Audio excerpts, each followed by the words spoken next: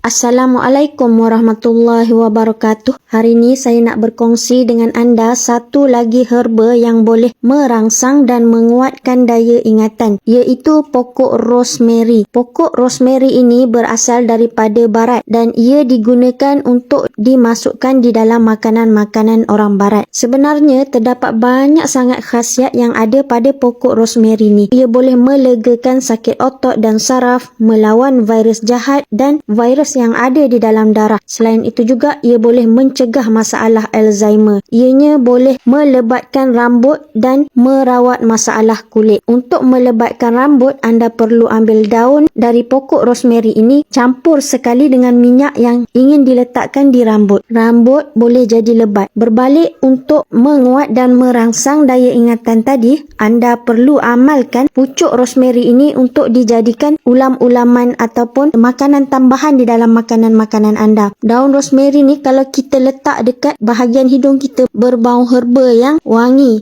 insya-Allah. Akhir sekali, untuk pengetahuan anda, daun rosemary ini jika diletakkan pada daging yang ingin dipanggang, insya-Allah ia boleh mencegah masalah kanser dan boleh membuang bendasing-bendasing yang tidak baik di dalam makanan.